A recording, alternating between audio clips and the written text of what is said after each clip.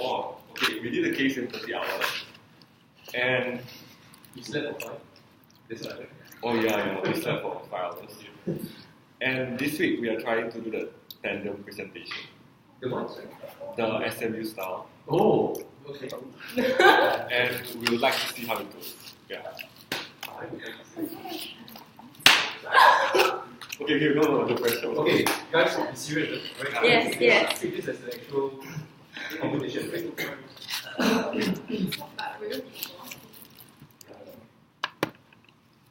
Who's time? Thanks. 3 and 1. S.E.A.S. aims to be the voice of the sustainable energy industry within the Asia-Pacific region. However, it is currently struggling to make its presence felt within the local community. Good afternoon, everyone. My name is Zheming, and together with me, I have my colleagues Yu Xing, Tony, and Xiu Ming. We are Impact Consulting, and we're excited to present to you the way for the voice of S.E.A.S. to be resonated across the region. So today, you've come to us with the main question of how can S.E.A.S. build a firm foundation for Singapore to be the sustainable energy regional hub and create business opportunities for members in APEC by 2020. With considerations to these questions, our team has came up with a two-pronged strategy, S.E.A.S 2020, whereby first, S.E.A.S will speak up to local governments and their members, such as to further establish Singapore as a regional hub for sustainable energy. Secondly, S.E.A.S will then project your voice overseas, such that you can establish more business opportunities for your members through partnership with local governments. Our strategy of S.E.A.S 2020 will allow us to achieve these following key objectives. We'll be able to develop Singapore as a key regional hub in Asia Pacific, and secondly, create business opportunities for our members, and ultimately become the voice of sustainable initiative in Southeast Asia. Before we dive into our S.E.A.S 2020, let us first establish a common understanding of S.E.A.S as it is in 2014. S.E.A.S is a non-government and non-profit business association. It represents and provides a common platform for sustainable energy firms. These firms are in sustainable industries such as solar and hydro and so on. And in order to achieve its objective, it has three main key business services. Firstly, the knowledge department, where it provides training to its members. And secondly, the business development, where it prepares members to commercialize the innovation that they have for the sustainability. And lastly, the market development, where they look at how they can help the members venture overseas for greater opportunities. All this serves to align S.E.A.S with its vision to be the voice of sustainable energy industry in APEC. Our team has determined the two key aims for S.E.A.S to achieve to be firstly, to develop Singapore as a regional hub, and secondly, to promote growth and development of sustainable energy companies. However, in moving forward, our team recognized that in order to achieve these two key issues, we need to answer the two key questions of how to make Singapore a more conducive environment for sustainability and sustainability initiatives, and secondly, how we can companies achieve sustainable operations and scale up its operations overseas. And hence, we introduce to you our strategies of Speak Up and Project Your Voice. Firstly, to make Singapore a more conducive environment for sustainability efforts, our team introduces the Speak Up strategy. The Speak Up strategy aims to maximize the long-term value of Singapore as a regional hub for sustainable management solutions. Our team recognizes that for Singapore to be a regional hub, firstly, there has to be a conducive environment for adoption of sustainable practices. If you look with me to the graph on the left, you'll note that the take-up rate by corporates are actually very low. This is due to the perceived notion that investments in this area is highly risky with low yield. Therefore, our team notes a strong need for Singapore to further incentivize the public to take up sustainable energy initiatives. And secondly, in order to achieve this aim of becoming a regional hub, we also believe that we should be the thought leader in the region. And we recognize that our current R&D efforts is insufficient as compared to the other countries, as can be seen by how our Global Clean Tech Development Index is behind the other countries. And hence, we see an urgent need for us to gear up our R&D effort in order to increase our innovativeness and also productivity. Hence, we propose to you to speak up to government and speak up to members. Firstly, to speak up to government. We note that the reason that companies perceive investment in sustainable energy to be risky and have low yield is because of the perceived low cost savings as well as the high implementation costs for these solutions. And these lead to a very low return of investment of the sustainability measures. And these lead to a very low take-up rate of companies and firms in Singapore. Therefore, in order to understand how we should incentivize the public to take up sustainable energy projects, we look towards a successful case study of the United Kingdom. The United Kingdom was able to do so through the implementation of feed-in tariffs. So what is feed-in tariffs? Feed-in tariffs are payments to ordinary energy users for the renewable electricity they generate. This results in these individuals to be able to save on their standard electricity bills. So the amount of bill payable, for example, for company A, would be the amount of energy that they use from the government minus the amount of energy that they use from sustainable sources. And this deductible amount is then charged to their bill. And hence, we believe that this will effectively reduce their bill, and hence, the outcome of these feed-in tariffs in the United Kingdom are very successful. It's able to increase the take-up rate and have a huge amount of energy generated. And as such, we believe that Singapore government can further incentivize our current effort in order to increase sustainable energy projects. So how can we implement this in Singapore? Firstly, we hope to be able to leverage on our existing network with S.E.A.S and discuss the possible implementation by emphasizing on the alignment with Singapore's aim of raising renewable energy from 1% to 20% by 2050. And on top of that, we'll also be looking at how we can facilitate the discussion and improve on how we can go about doing the scheme through the details such as the rate of tariff, eligibility, and application process, and hence leverage on our current knowledge of this industry. And last but not least, in implementation, we look at how we can further market this new scheme and also review the effectiveness of the scheme. Moving on to speak up to members, we hope to be able to make Singapore a leading hub of R&D by encouraging collaboration and optimize R&D process among members. We'll do so through the establishment of the S.E.A.S Research Network. The first aspect will be establishing an integrated network for research and development. This will be done by the organization of consolidated research forum between members 4 times a year, and this will serve as a common platform for members to discuss common issues faced and possible solutions. And in addition, we'll be able to also develop new technologies at a much quicker rate by further fostering collaboration between different companies. And this will allow us to leverage on the company's different strengths in different diverse portfolios. And last but not least, we are looking at how we can enhance the incubator program and improve the effectiveness of the startups that we are currently working with. The benefits of the Speak Up strategy is clear. Singapore will be able to increase adoption of sustainable energy, and there will be increased productivity of R&D efforts and new innovation. All of this will allow for the strengthening of Singapore's core to allow them to become the leading sustainability hub in APEC. This will be reflected by Singapore being in the top 3 APEC country on the Clean Tech Innovation Index. So moving on to the second arm of our strategy, which is Project Your Voice. And that is where we want to establish opportunities overseas for our member firms expanding abroad.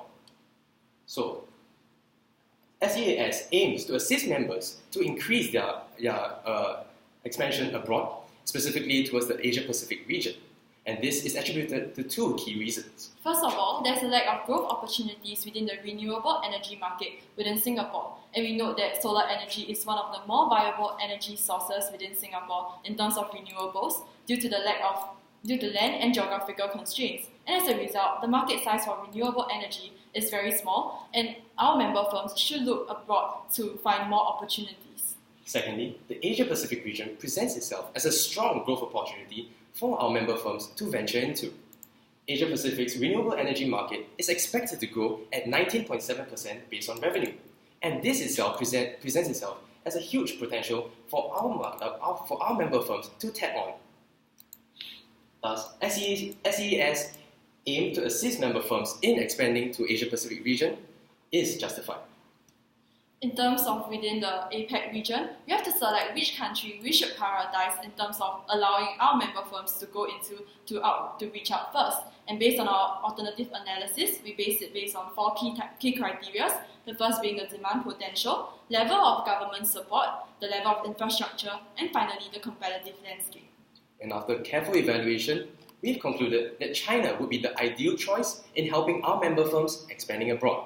So why China? Firstly, China is selected because of its high growth, high demand potential, and as seen in the gross annual renewable capacity additions by country. China is expected to increase 10.9% CAGR growth measured in gigawatts, this will increase its efforts in developing its renewable energy sector. And next, in terms of China's government support, we know the China government currently has more schemes and legislation in place to encourage renewable energy sector. And we know that there are several examples, but the key ones would be the China National Renewable Energy Center, the Renewable Energy Law, as well as the Renewable Energy Policy. And thirdly, China's existing infrastructure proves to be the most established as opposed to its neighboring countries in terms of capital investments. China is the global leader in renewable energy in terms of total capacity, spending up to 1,900 billion in capital investment in the next decade to come. Secondly, China produces a staggering 378 gigawatts of capacity in specifically renewable energy, and this is much higher as compared to its neighboring countries. Finally, in terms of the level of competition, we know that China currently has many market players within a very saturated renewable energy sectors, and this is based on the number of competitors based in each renewable energy sector. However, despite the fact that China might be facing a high level of competition in this industry, we feel that they have an extremely huge growth potential, and the governmental policies are all inclined towards promoting the renewable energy sector. And this presents us with numerous opportunities for our member firms to grow. And moving forward, we acknowledge that there are certain difficulties in terms of expanding into global markets. And the first would be that there are difficulties in terms of penetrating the targeted markets in conjunction with internal and external partnerships. And finally, there are also difficulties in maintaining a product portfolio to meet the needs of the targeted markets. And this is where S.E.A.S can step in helping member firms to resolve such difficulties. And in place, S.E.A.S has this Sustainable Energy Center for Excellence aimed at training. This is a training program that helps policymakers get equipped with relevant skill sets for the sustainable energy sector. And at the same time, we will have a better understanding of the respective markets where our policymakers come from. Thus, leveraging on S.E.A.S existing networks with government officials from APEC will help assist members to have a stronger foothold in these markets. And next, we'll move on to our city-by-city methodology. And how it works is that we'll help the member firms increase their outreach into APEC one city at a time. And so how it works is that the government bodies will have specific needs and future expansion plans in terms of the renewable energy sector. And on the other hand, the member firms will have their own core competencies in special products and services offerings. So S.E.A.S acts as a middleman. Based on government's needs, S.E.A.S will match the suitable member firms' product offerings and help cater to the specific needs of the government. Thus, this facilitates the link-up between government body and as well as the member firms, providing a tailored approach in solving the needs of the governments. And in terms of going to China, we'll first venture into the Tier 1 cities like Beijing and Shanghai, which has an increased shift towards the focus of renewable energy sources, and then into Tier 2 cities like the provincial capitals like Chengdu. And now we'll have an example in terms of the Tier 1 city of Shanghai, and we note that currently there are only 72% of China's wind power capacity is connected to grids. And Shanghai is leveraging quite a bit in terms of the wind renewable energy. And so there's a need for us to improve their smart grid infrastructure. And based on the need of Shanghai, we realize that within S.E.A.S, we have a member firm called S.E.A.S Energy Group that is very specialized in terms of doing smart grids as well as energy storage solutions. So once again, S.E.A.S acts as a middleman in matching our member firm of S.E.A.S Energy Group and towards the Shanghai Municipal Board. So S.E.A.S will get in touch with the Shanghai Municipal Board and help provide and establish a connection towards the local government for our member firms, helping S.E.A.S Energy Group to provide an avenue for them to pitch their projects to these local governments. And finally, the city-by-city methodology can bring about numerous benefits. And the first benefit would be to build deeper connections within each city at a time, rather than going into one nation as a whole in an unstructured manner. Furthermore, this is in line with the China's 12 5-year plan, and this will help them source for renewable energy. And All this translated into our implementation timeline will ensure our member firms to reach out to 6 firms by 2016 and 36 cities by 2020. And at the same time, we would like to increase our outreach to policymakers attending this training program from 150 to 300 people. And so, our team has come up with a two-pronged strategy of S.E.A.S 2020, with the first prong being speak up to government and the business association members in order to position Singapore as a regional hub for sustainable energy. And the next prong will be to project our voice to establish opportunities for our member firms to go overseas by partnering with governments. So where will S.E.A.S be in 2020? We are confident that through our strategies, S.E.A.S will be the voice of APAC for sustainable energy industry. We thank you for your time, and we now open the floor to any questions.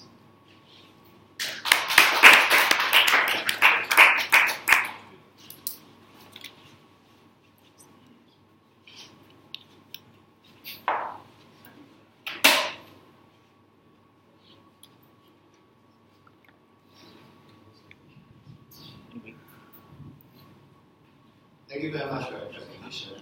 I really like your proposal on S.E.A.S 2020. Can I know next week when I go back to office, what's the first thing I should be trying to do? Based on your very comprehensive plan over the next 6 to 7 years, what's the first thing I should be trying to do? What should I be looking out for? Okay, so let us first direct you to our implementation timeline. Can we see slide number 26? So what we see here is that firstly we want to roll out our speak up to government and speak up to members first, as we would like to approach government officials as how we can actually implement these fit-in tariffs and how we can actually highlight the benefits to them in order to discuss the details of the policy.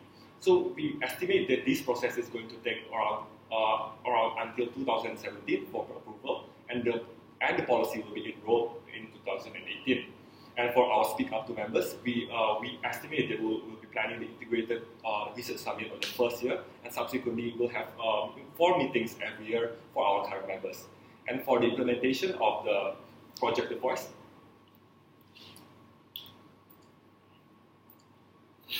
So for our implementation in terms of Project The Voice, we will first reach out to the Tier 1 cities in 2015, and then for 2016 onwards, we'll start reaching out to the Tier 2 cities within China. And so after reaching out to the Tier 1 cities in terms of our own staff members going over, we will organize our members for preparation into going for pitches overseas. And then after that, when things start to work out, there will be the approval of project and commencement of joint ventures. And also, in the midst of all these expansions and going into overseas, we will also be increasing outreach to the policymakers through our Sustainable Energy Center for Excellence to try to reach out to more policymakers and build more connections over the span of 6 years. So, for the first strategy that you have, I think you paint a good picture on how you want the Singapore energy market to be like, right? With fit-in tariffs. But I don't see, I would like to understand who will be the ones who will be generating this sustainable energy, what are the type of sustainable energy, and what is the biggest barrier in getting people to jump on this bandwagon? yes, definitely. Can we take a look at slide 31? So in terms of the eligibility, we are looking at more towards the corporate side, which is the firms and larger industrial players. So what we are looking at is actually those firms who have renewable generation systems up to 5 megawatts are eligible for this scheme. And this is actually the tariff that is used by the United Kingdom in terms of they actually differentiate between the different energy sources and have different types for the different capacities. So one barrier that we see is actually we understand that the implementation of government policy can take quite a while. So can we go to the previous slide, one slide before this? So we understand that the government focus is actually more moving to a sustainability focus, and we want to leverage on this trend. And we understand that these fit-in tariff will actually not be so much of a budget constraint in terms of the government, because we see that in the UK actually spent 356 million Singapore dollars, and UK is essentially much bigger than Singapore. And now Singapore is actually committing 1.5 billion in terms of the funding for sustainability R&D alone. Hence, we believe that by highlighting the benefits of our current strategy and the fit-in tariff, will be able to get the government on board, especially because of the fact that Singapore is aiming to raise renewable energy from 1% to 20% by 2050. So can we go back to 43? You mentioned that players who have a capacity of 5 megawatts will be eligible for this scheme. Currently in Singapore, how many of these people are there? How many of these organizations are there? And which type of renewable energy do you see contributing the most to this whole network? I'll answer your second question first. So we are looking more towards the solar energy and also biotechnology, converting the food waste to electricity, because we see that Singapore has a huge potential in terms of that. And in terms of the currently, can we go to the next slide? So we are looking at, on average, we see that medium-sized companies are actually using on average electricity of 0.5 megawatt hour every day. And hence, what we are looking at is actually these companies who are moderately big, from the medium to much higher size. And we believe that they will be able to take up this initiative because it will very much increase the amount of cost saving that they're able to generate in the future. This is showing what is their energy consumption, Yes. right? Not their energy production, which is going to be fed into the system. So, do anybody currently in Singapore do that in terms of generating electricity and selling back to the grid? And back to my first question, how big is this market now? So we are looking at around more than 500 companies in Singapore, and this is actually a number that we get an estimate from as a proxy from the United Kingdom. So in the United Kingdom, actually around 2,000 companies actually come on board for this initiative, and these companies are those large players that have the capability to actually invest in this sustainable energy.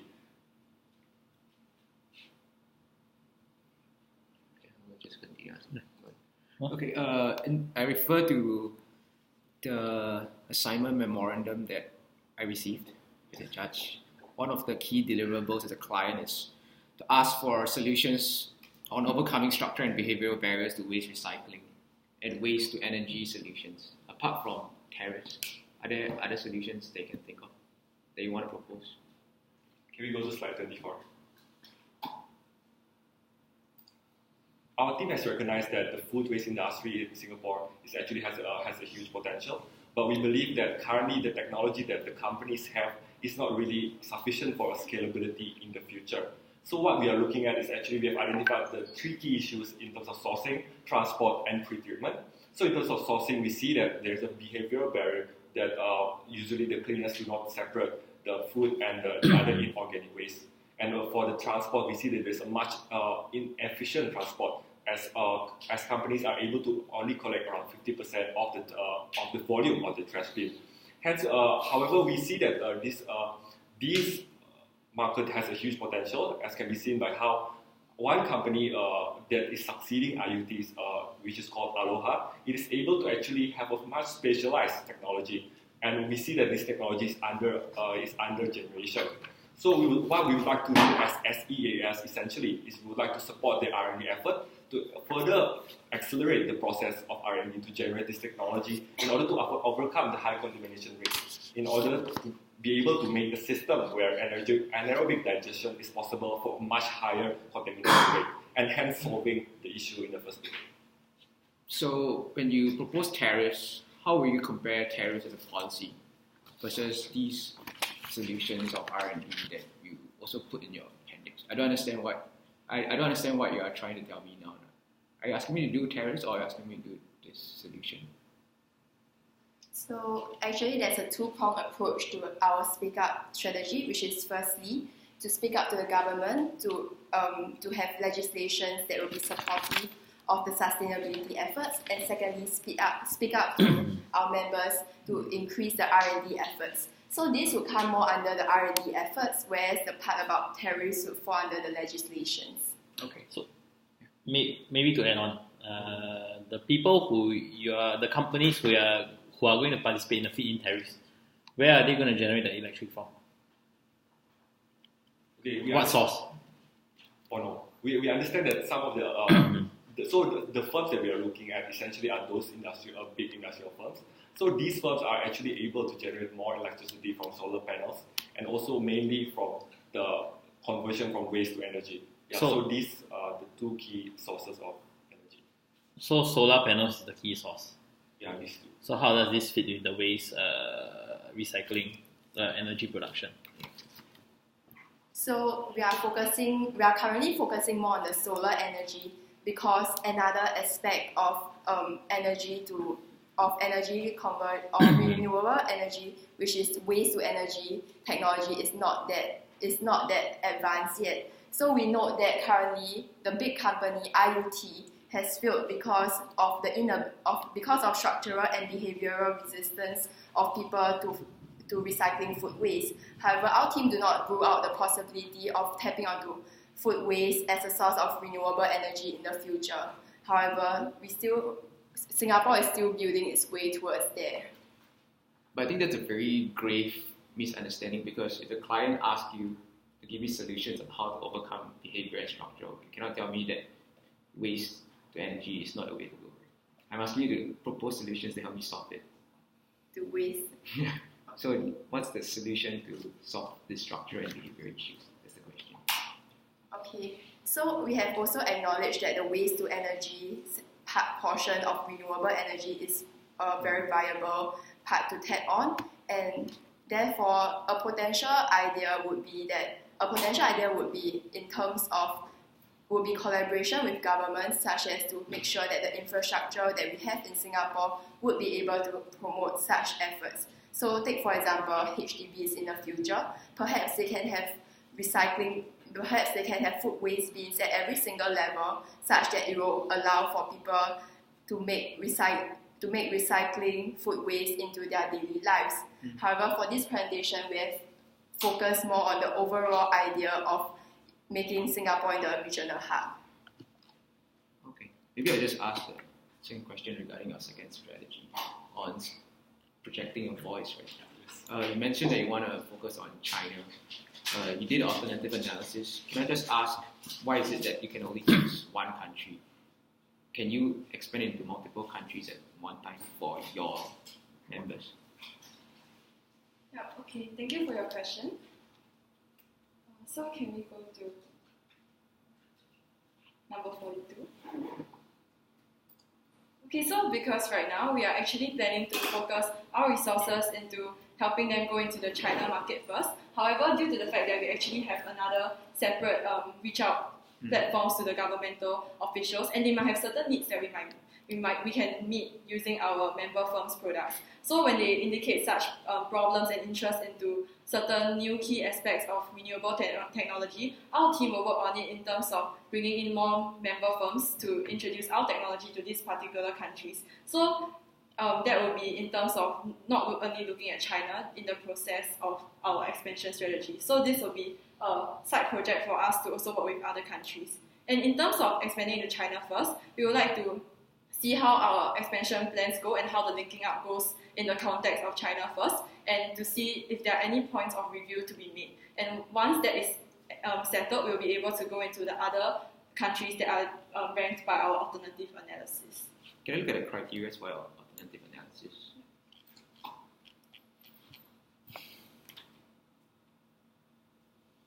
Do you think that the needs of your current members and where they want to expand should be one of the most important criteria, rather than whether the country is lucrative to begin with?